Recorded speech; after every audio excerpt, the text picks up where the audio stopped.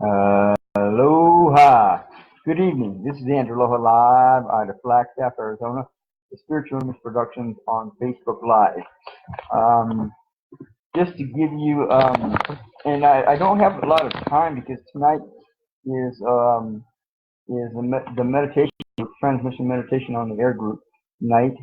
Every Wednesday we do a meditation from 7 to 9 p.m. Arizona time. Depending on where I'm at. And usually I'm in Arizona. So anyhow, I'm I want to throw this in there because I think it's very important. I watched. I don't know if you ever watched the Daily Show, but there's a guy by the name of Trevor Noah who does. This guy's funny. He's a crack up. He's on Instagram. He's on probably YouTube is my guess. But anyhow, he does the Daily Show every. I think he does this every day. So anyhow, he there's a whole thing about Trump being accused again of raping a woman. And I should have would have could have, but here, let me see if I can find it. But anyhow, you probably are already seen it. So a woman that she's an editor. Let me see if I can figure this out real quick. Anyhow, he's been accused of rape several thousand times. Who knows? Another lifetime. Yeah, there it is. Her name is E. Jean Carroll. She's a editor of one or two magazines, and she's also written a book about this. I think she's written a book about this, and she. Anyhow, she accused Trump of she used to work in some department store like Macy's or something like that. I can't remember what the name of the place was. But anyhow, apparently years ago she said he came into some kind of dressing room or something and pushed her up against the wall and did whatever. And then Trevor Noah of the Daily Show, he talked about this. I don't know if it was this morning or whenever, but I did post. I think it was this morning, but anyhow, he talked about this whole situation where this woman is accusing him, and he comes out and says that she's not his type, right? He denies the rape, and then he turns around and says she's not his type, and then Trevor turns around and says, well, what kind of type of, so he said there is a type of woman that he would rape, but she's just not his type that he would rape. So it's pretty bizarre that he's been accused 22 times of rape or molestation or sexual assault or whatever, and yet he still hasn't been prosecuted. And with that many people stepping forward, you got to question, you got to ask, what the hell is going on? And Bill Cosby, was accused by several women as well, and eventually he did, and that was beyond me. He did get prosecuted by a lesbian woman of all people.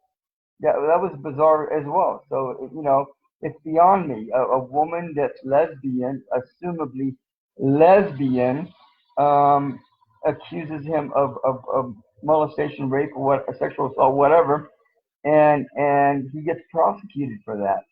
That's beyond. And this guy is not being. I don't know that he's being accused by lesbian women or not. By maybe bisexual women, but I don't know that any lesbian women have come out and forward and said, "Oh, I'm lesbian and you raped me." I don't know anybody that. But this woman is a a writer.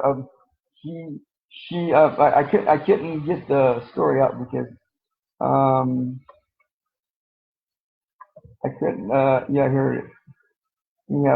I can't remember, but I believe I can't remember which magazine she writes for, but she's written for a number. I mean, this is a very astute, very pronounced woman who has a rather unusual history as perspective. And so it's beyond me, that this guy, with that many accusations, people. I mean, somebody could pay all these women to come forward and say, "Hey, he raped me." That's a possibility. But I don't know that it's a probability because I mean I don't know that all these women know each other or whatever. But it's beyond me. Let's see. Just been quoted explaining her definition of rape, nor does it include sex. However, before getting to the recent development, a historic reference to Miss Carroll is weird. So I don't know what the background on this woman is, but and I still can't find the magazine. I believe it's a magazine that she writes for. She's an editor for, and it's a pretty well-to-do magazine. But hey, are all these women lying? Have they all been paid to come forward and say, "Hey, you raped me"? And if women have come forward and they've been honest, even one woman is enough to send him. In any other level, if the guy was from the streets or white collar, blue collar, this guy, the guy would have already been in jail. He would have already been prosecuted. He would have already been in prison. But because this guy's a billionaire or millionaire, I don't know. I don't think he's a billionaire according to what some people say. I think he's just a millionaire, if even that. And yet he, can money buy your way out of jail? Get out of jail free? I don't know. That's what it's coming down to. Can money really buy you out of jail? I think it can do a lot to help you keep you out of jail, but if there's enough concrete evidence to support a crime, can it keep you out of jail? I don't think so. I mean, I'd like to say that I don't think so, but with the way our system is and so corrupt in so many levels, in so many ways, who do you trust? Who do you really trust? So anyhow, which leads me into the next subject that I want to talk about: the U.S. Navy drafting new guidelines for reporting UFOs, and also the senators get classified briefing on UFO sightings, and then along with that, I just watched a documentary on Bob Lazar, Area 51 flying saucers. It's starting to get real again. In some of the what do you call it? Time travel videos that I've watched. The first contact, quote unquote, won't come out till 2028.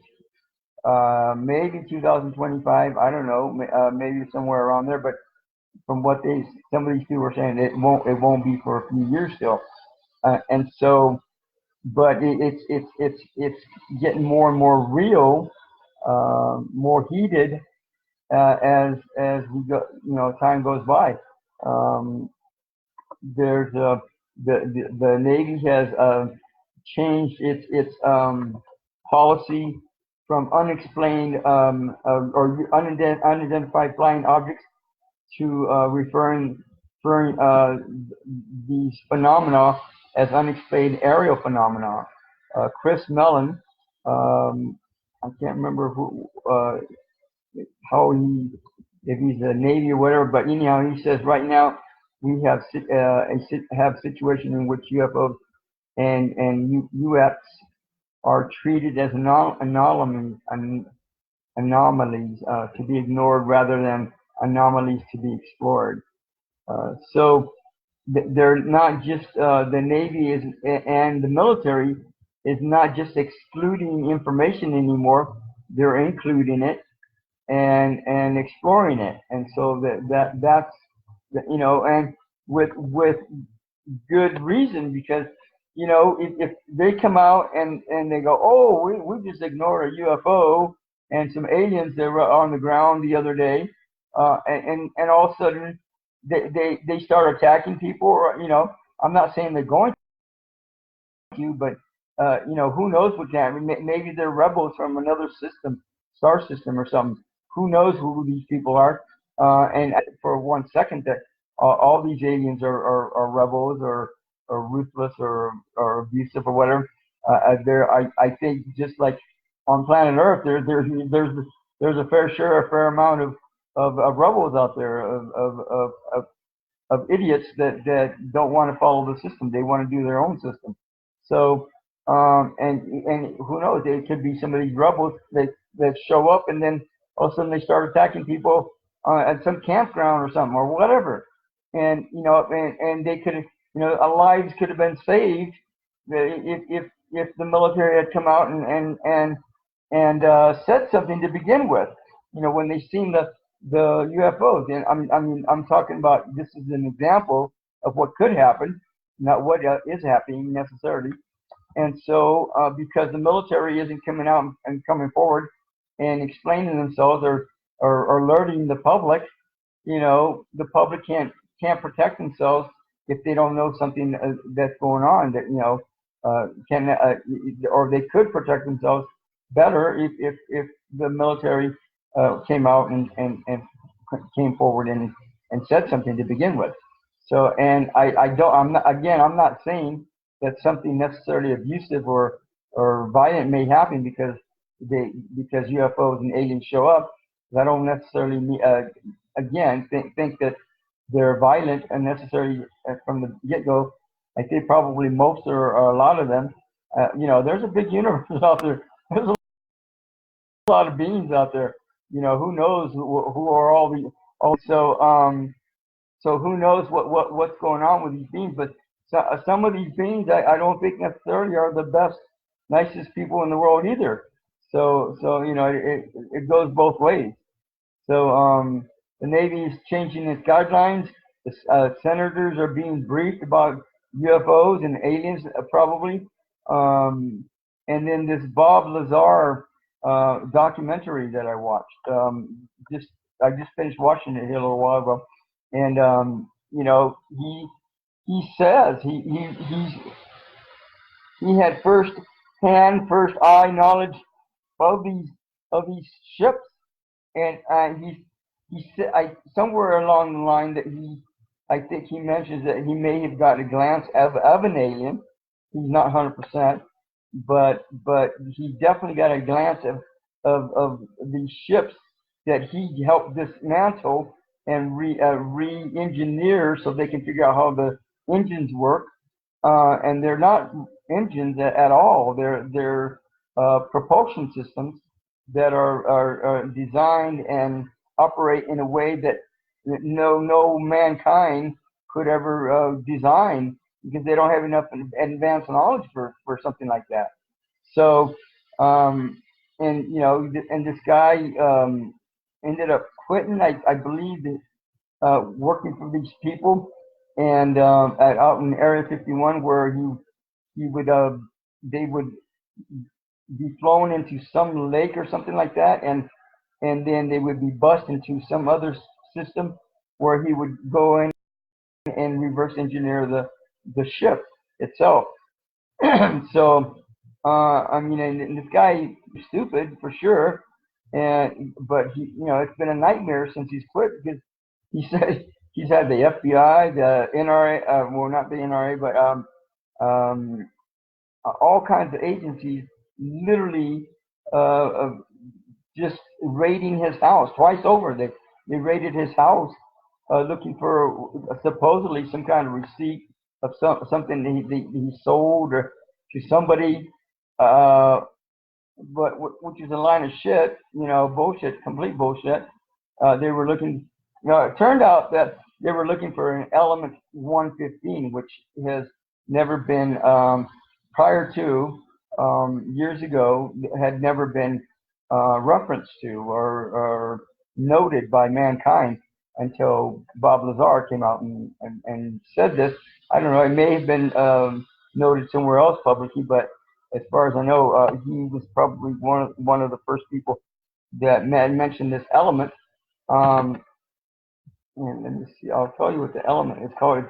It's called moscovium. They eventually did finally discover it.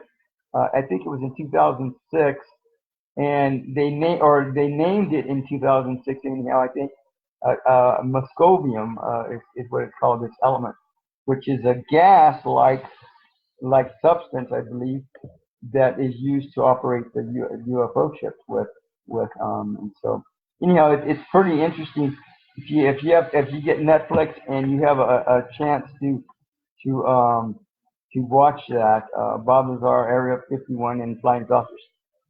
Interesting story. So anyhow, the senators are being classified or briefed about UFO sightings, probably about aliens too, and so all kinds of weird stuff is going on these days. Now going into the movies segment, and I gave that Bob Lazar documentary a 2 thumbs up because it was just I mean if you're I don't know. It's kind of a headsy type of a movie. You have to pay attention, otherwise you'll may get lost. I don't know, but it was just interesting. What now? The next movie I want to talk about is called What Men Want. I think it just came out this year. Let me think about this. Hang on, time out. With Taraji P. Henson, Aldous Hodge, Josh Brenner, Tracy Morgan, Max Greenfield. If you've ever watched What Women Want with Helen, oh man, why do I remember all this stuff? Sometimes that's just the way it is. Hang on, let me see. Helen Hunt, I think that's her. Hang on. It's actually the same plot as What Women Want, except it's in reverse. With Helen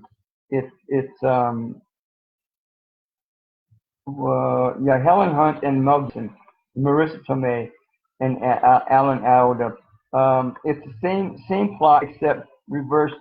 Instead of a guy having these amazing psychic powers, it's a woman who is Taraji P. Henson, I believe that's her name, is the one that has these psychic powers. She hits her head, and all of a sudden she can read people's, and she can read men's minds, not women. She can't read women's minds, but it's pretty funny. Oh my God, it was pretty funny.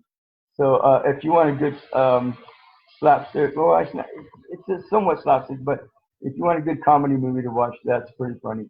And get into the paranormal, right? The comedy of the paranormal, why not, right? So, and then the next movie, and now a lot of these, I watched a lot of movies that actually what made the difference for these movies again was the music. these people get it. You know, the music helps add dimension and dynamics, and it makes a lot of difference when you have some real good music, good background music that harmonizes and amplifies the drama or what the comedy or whatever's going on in the movie. So it really makes a lot of difference.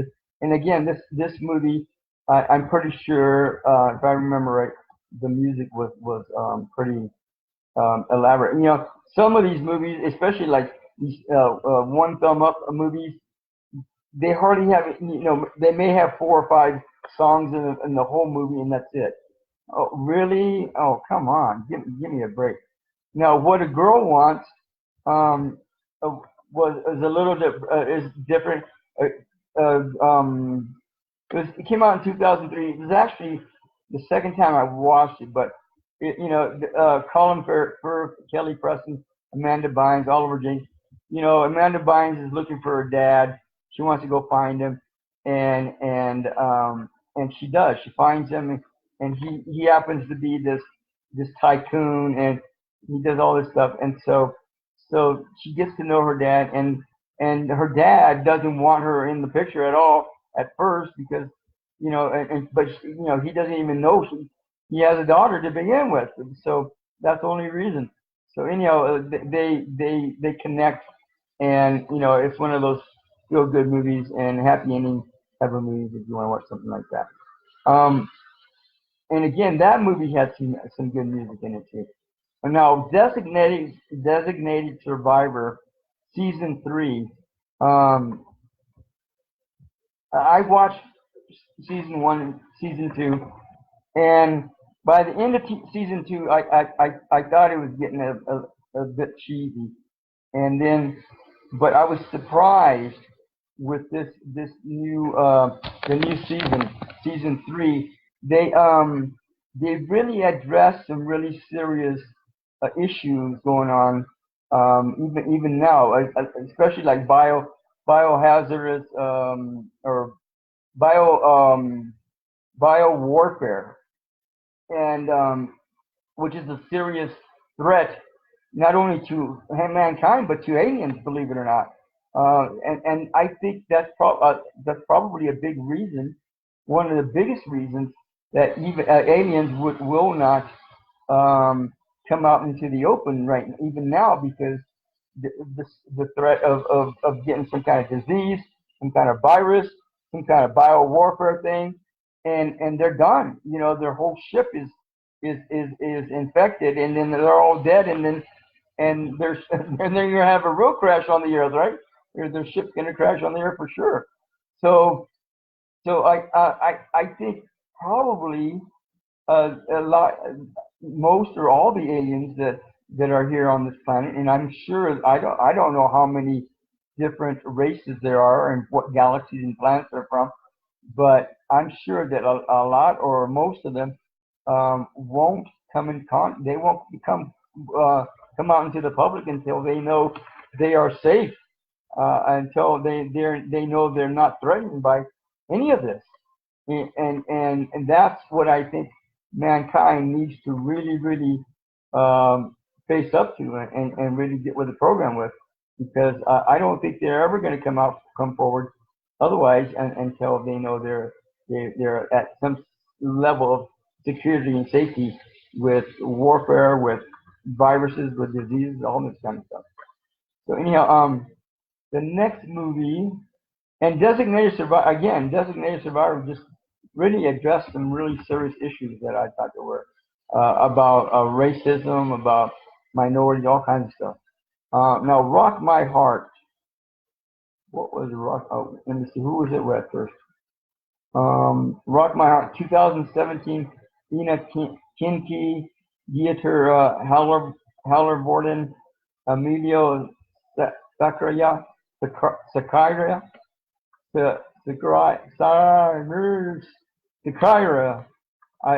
Sacraria, Sacraria. Hang on a second. Time out. Why can't I remember? Rock My Heart. Oh, I think I know what this movie is about. This is you know, when a movie offers something that you can, a good word, word of wisdom or some kind of wisdom, of ideology, of something that you can learn what do I want to say, that's humbling and worthwhile learning, there's some kind of lesson to be learned, then it makes a lot of difference. And a lot of and that's why I like the movies a lot, or most of the movies that are based on true events or true stories or whatever. This is a true life story. They not only do they usually have some kind of lesson to be learned, but they usually are more detailed because people remember more details. Whereas a lot of these movies that are just they're just put out there. They somebody thought it up, and or even if it's from a book, and especially if the book is not based on true events or whatever, there's still there's going to be some kind of detail that's missing. At least one or two details that are missing, minimum. So anyhow, they're not as detailed, and so they're not as vibrant, and they're not as authentic, and they're not as interesting as the true life event movies or whatever. So anyhow, that was about it. This girl who learns she's having heart problems, and she turns out there's a horse that nobody can get along with or ride, and she's the only one that magically she's the only one that can ride it, and so she ends up become a jockey, and then ends up winning the money so that she can get a heart transplant or a heart operation or something so that she can continue to live. That was a good story. My next guest, I need no introduction, with David Letterman, Ellen DeGeneres. Now, that was interesting because there was a lot of things in that show that I never knew about Ellen DeGeneres. How she grew up, her stepfather who sexually molested her, and all the crap she went through. She went through a lot of crap just to get to where where she is now. And so but it was interesting to know all that, which I didn't know at all. So it was very interesting. Wedding Crashers. Oh my God. That was I think that was the second time I watched it. I can't remember if it was. It's been a long time, and so came out in 2005. Owen Wilson, Vince Vaughn, Christopher Walken, Rachel McAdams, Isla Fisher, Jane Seymour, Rebecca De Mornay, and Bradley Cooper. I had a big list of celebrities in it. It was fun. It was really fun. It's a good slapstick. And I think maybe that's why I like slapstick or comedy movies, because even if you miss details, it doesn't matter, because as long as you get a good joke out of the movie and get a good hearty laugh, then it makes up for the lost details. And so that's a good movie. These guys go and crash weddings. The summertime or springtime or whatever is a time for the season for crashing weddings, season for weddings. So they go out and crash all these weddings and get free drinks, free food, and get laid, right? They have sex with all these different women, and then somewhere down the road, it all backfires, and they end up falling in love with these two women, Rachel McAdams and Isla Fisher being the two women that they fall in love with. So anyhow, let's see, murder mystery. I think, yeah, Adam Sandler and Jennifer Aniston. It just came out on Netflix this year. That was almost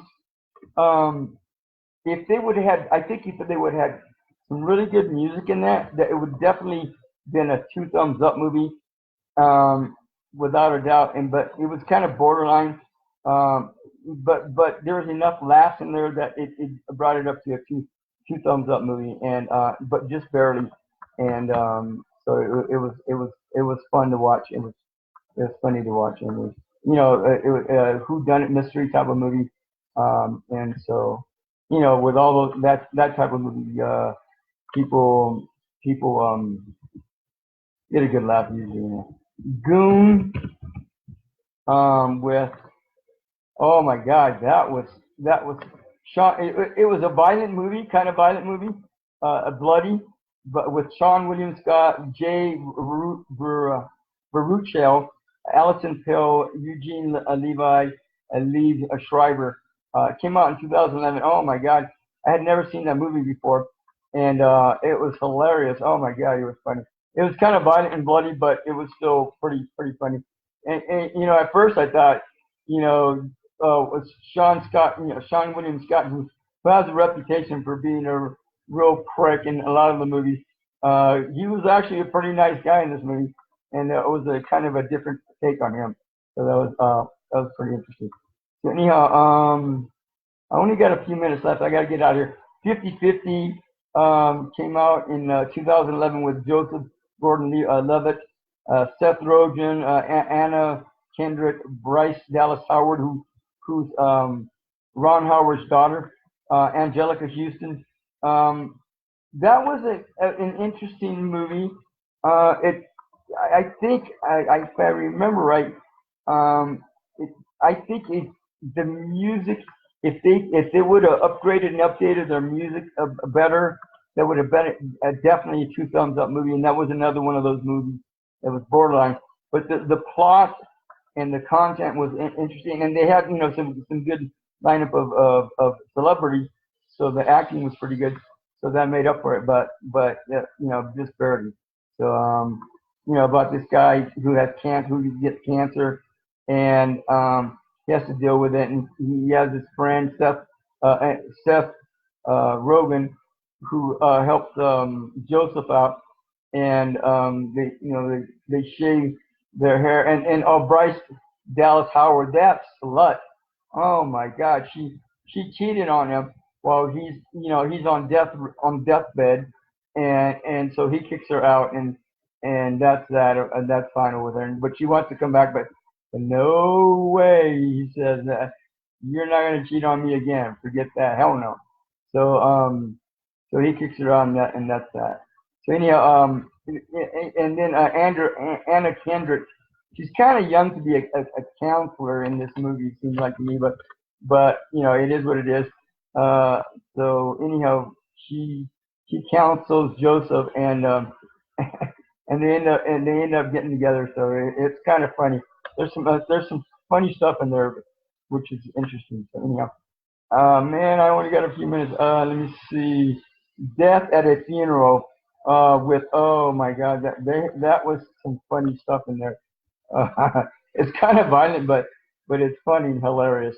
Death of Chris Rock, Martin Lawrence, Loretta Devine, Tracy Morgan, Luke Wilson, Zoe Saldana, Regine Nay, Danny Glover, Kevin Hart, Regina Hall, Peter Dinklage, James Martin. There was some hilarious stuff in there, man. If you want to watch a good comedy, about death, but it's pretty slapstick. There's some slapstick in there, so it's pretty funny. The father dies, and they're trying to bury him, and all this mirage of events takes place in between. That's a pretty funny movie to watch if you want to watch that.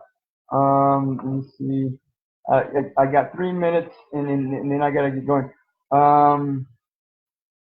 Let's see. The space between us was really good. It came out 2016. Britt Robertson, Asa Butterfield, Carla Gugino, and Gary Oldman. This kid is born on Mars. It's one of those sci-fi. And then because he's talking to a woman, a girl on planet Earth, on the internet, like if she's a regular, U.S. citizen or whatever, and she doesn't understand. He's from Mars, and so he finally gets to visit her on Mars, and all this stuff, the array of stuff happens, and it's actually a really good, interesting love story type of thing if you want to watch something like that. But it, the sci-fi makes it really interesting. So it's pretty interesting, pretty cool. 21 and over. Oh, this kid. Let me see if I can find this time up.